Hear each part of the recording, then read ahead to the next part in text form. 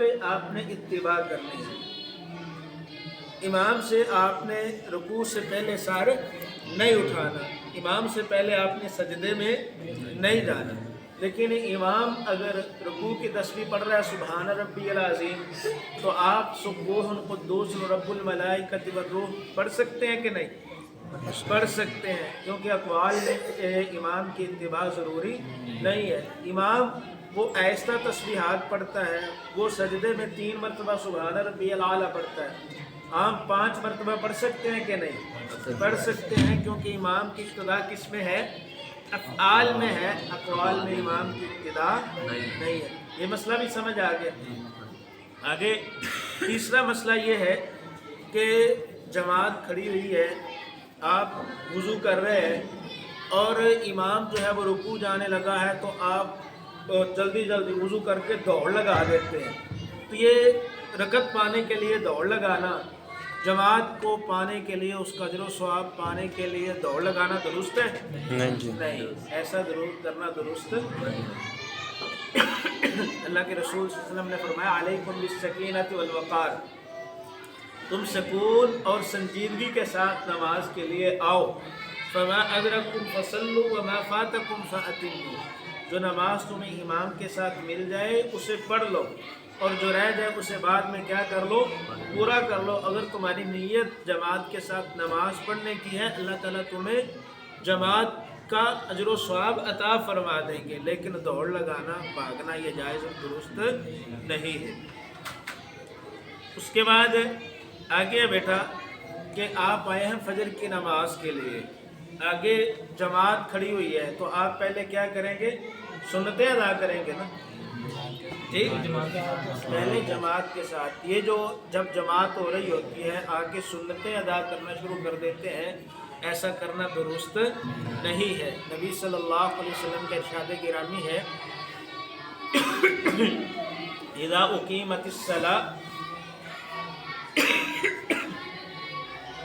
उक़ीमतिस्सलाह फ़ला सलातन इल्लल मक्तूबा, जब फ़र्ज़ी नमाज की इकामत हो जाए तो फिर फ़र्ज़ी नमाज के अलावा कोई और नमाज नहीं होती।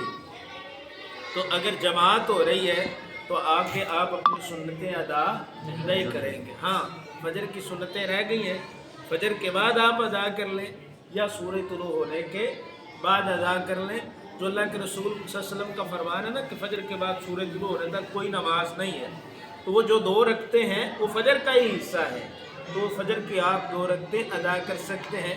इसके अलावा को और सूरज तुलू होने तक आप नमाज अदा नहीं कर सकते। ये सैयदना कैस इब्न अमर फरमाते हैं कि रसूलुल्लाह सल्लल्लाहु अलैहि वसल्लम ने मुझे फजर की नमाज के बाद सुनते पढ़ते देखा, तो पूछा ए कैस ये कौन सी 2 रकतें हैं? तो मैंने कहा अल्लाह के रसूल सल्लल्लाहु अलैहि वसल्लम ये फजर की सुन्नतें हैं जो मैं पहले नहीं पढ़ सका था। तो आप सल्लल्लाहु अलैहि वसल्लम ने उसके ऊपर खामोशी इख्तियार की, यानी सहाबी का ये अमल रसूलुल्लाह सल्लल्लाहु अलैहि वसल्लम के सामने हुआ। अगर वो दुरुस्त ना होता तो अल्लाह के रसूल क्या फरमाते कि तूने सूरज तुलू होने के बाद अदा करनी है, या मना फरमा देते कि ऐसा करना दुरुस्त नहीं है। मना नहीं किया तो इसका मतलब है कि ये अमल क्या था? दुरुस्त है, जायज़। उसके बाद बेटा नमाज के अरकान, वाजिबात और फुरूज़। नमाज के 14 अरकान, अरकान कहते हैं फ़राइज़ को। सबसे पहले है क़याम, क़याम का मतलब क्या होता है? खड़े होना। दूसरा है तकबीर तहरीमा, अल्लाहु अकबर, जिससे हम नमाज शुरू करते हैं। तीसरा है सूरतुल फातिहा पढ़ना, जो आदमी नमाज में फातिहा नहीं पढ़ता उसकी नमाज नहीं होती। चौथी चीज़ है रुकू करना।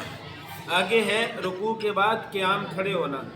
फिर 7 अज़ा के ऊपर सजदा और सजदे से सर उठाना और बैठना।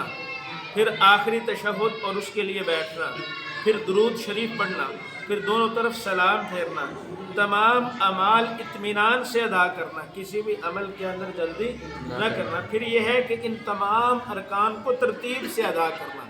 ये नहीं है कि आप अरकान तो अदा करते हैं लेकिन तरतीब से नहीं, आते हुए सीधे सजदे में चले जाते हैं, फिर रुकू कर लेते हैं, फिर क़याम करके नमाज मुकम्मल कर देते हैं, तो आपकी नमाज होगी? अरकान आपने पूरे अदा किए हैं लेकिन तरतीब से अदा नहीं किए, तो फिर आपकी नमाज रुकन नमाज के अंदर ऐसी चीज़ है जब तक रुकन अदा नहीं होगा तो आपकी नमाज नहीं है। سر جب وہ نماز میں نہ امام اونچی